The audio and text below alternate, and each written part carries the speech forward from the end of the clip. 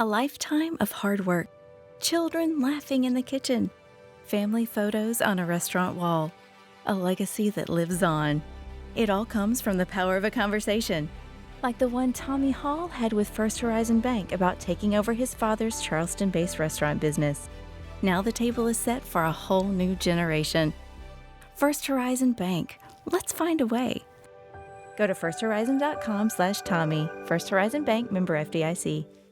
Hello again, and thank you for joining me. This is Astronomy Daily, a podcast about daily news in astronomy and space science, which you can also check out through our website, spacenuts.io. My name is Andrew Dunkley. I am your host. It's great to have your company once again. Now, joining me, as always, is the voluptuous yet invisible Hayley, our AI news reporter. Hi, Hayley. How are you? Hi, Andrew. I missed you yesterday. Hope you're okay. Oh, yeah, I'm fine. We humans deal with various illnesses and viruses, and sometimes we just need a day. I completely understand. I get viruses too, but I usually only need antivirus software or a technician to sort it out. Yeah, I'm sure, and it takes less than a day, I imagine. The Astronomy Daily Podcast with Andrew Dunkley. Okay, Hayley, we better get down to business, as I say. What's happening in the news? Okay, let's see. It seems that the red giant star Betelgeuse was yellow some 2,000 years ago. Astrophysicists studying the star have successfully detected and dated such a color change as nuclear fusion in the center, as the star progressed. Ralph Neuhauser from Jena has included historical celestial observations in his astrophysical research. He closely collaborated with his colleagues to collate the data, which has been published in the latest issue of Monthly Notices of the Royal Astronomical Society. The very fact that it changed in color within 2 millennia from yellow-orange to red tells us that it has 14 times the mass of our Sun, and the mass is the main parameter defining the evolution of stars. Betelgeuse is now 14 million years old and in its late evolutionary phases. In about 1.5 million years, it will finally explode as a supernova. America's best astrophysicists are taking UFOs or UAPs seriously.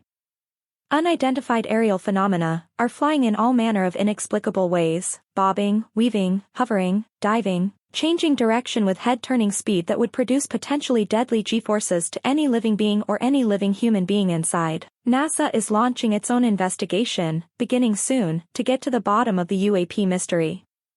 Budgeted at a bargain rate of just $100,000, the study will run for 9 months, analyze all available video data and first-hand accounts amassed so far, and consult both military and civilian experts for their analysis of the evidence. A Texas company, Blue Walker 3, is set to launch a satellite on a SpaceX Falcon 9 this month that will unfold a huge array in low Earth orbit, designed to provide a cellular broadband signal that mobile phones will connect to directly. The company hopes its final service satellites, called Bluebirds, will be even larger and would like to launch over 100 of them. The company is testing the satellite's capability to connect to cell phones on the ground in the coming months. They plan to launch on a Falcon 9 from Kennedy Space Center on September 10th. The European Space Agency's giant mechanical arm just pulled off its first maneuver, quietly moving a suitcase-sized payload from one side of an orbiting science module to another. The robotic arm successfully completed its first transfer outside the International Space Station, ESA announced on Thursday. Work on the European robotic arm continues.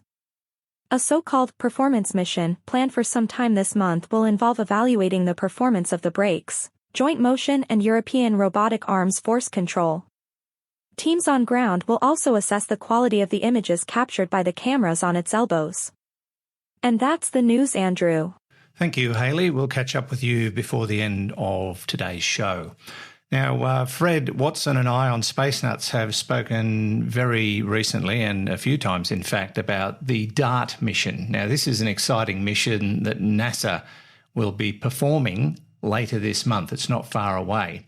What they're trying to do is fly a spacecraft into an asteroid to see if they can knock it off course to test whether or not they could save Earth in a real-life situation like in the movie Armageddon.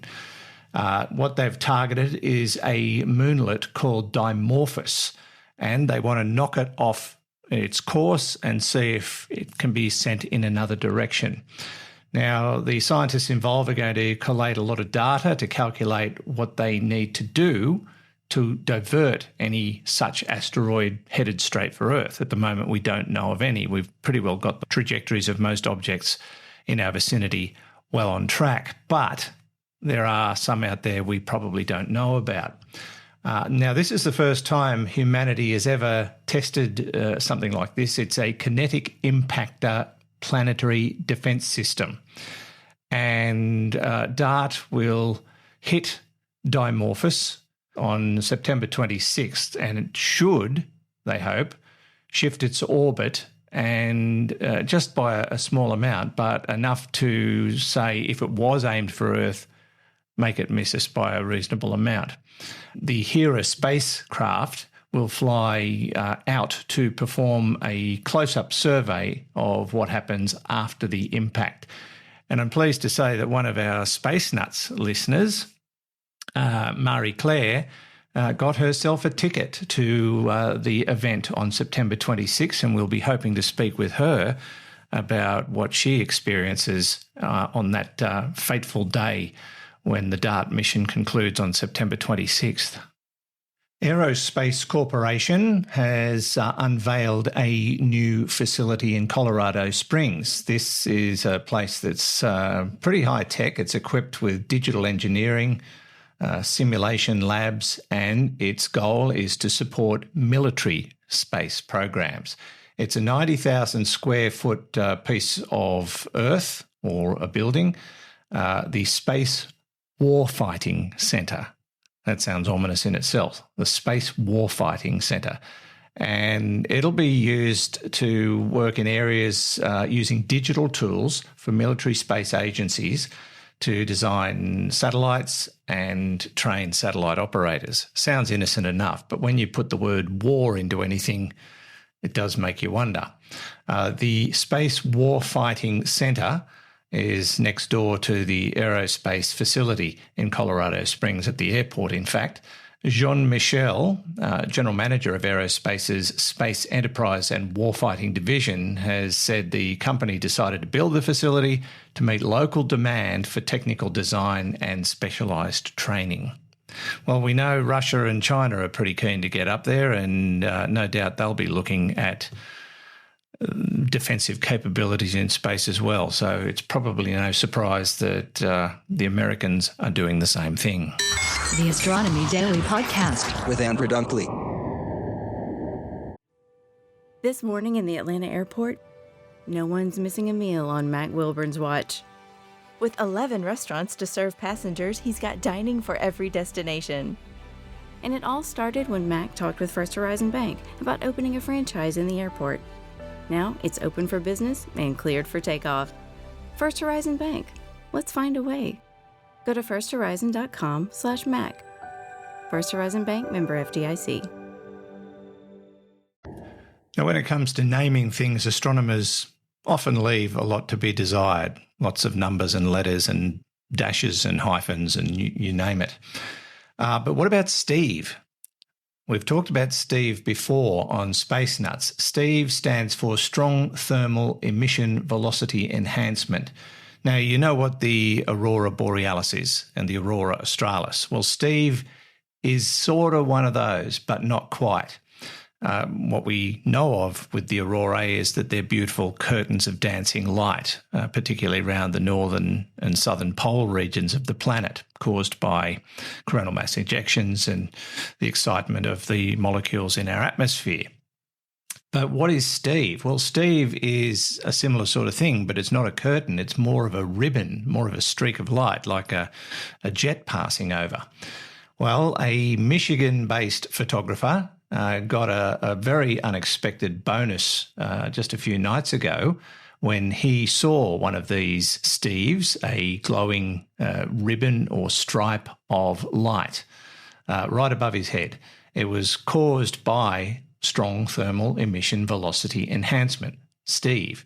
It's a very rare atmospheric glow, and he managed to get a photo of it. The current aurora displays have been fed by a coronal mass ejection, a burst of charged particles from the regions of the sun known as the corona, and released by the star on September 2nd. I think we talked about the potential destructive effect of some of those ejections that have been in the news of late. The interaction of the material from the sun with the Earth's magnetic field triggered the geomagnetic storm, and it was further bolstered by an increased flow of solar wind from the opening in the sun's magnetic field, and thus we got a damn fine look at Steve. You ought to look at the image online and see if you can spot it. It is quite spectacular. I'm just trying to find the fella's name who took the photo so that you can look him up. His name was Isaac Diener, Diener, if you want to check it out. It's really quite impressive. Okay, anything else before we finish up, Hayley? Yes, Andrew. A movie night on the International Space Station got a little bit awkward recently when American astronauts and Russian cosmonauts on board settled back to catch a film. Unfortunately, the movie, called Vandy Hay, was a typical Hollywood film where the Americans were the good guys and the Russians were the bad guys. According to Roscosmos, this might be the last movie night on the ISS for a while.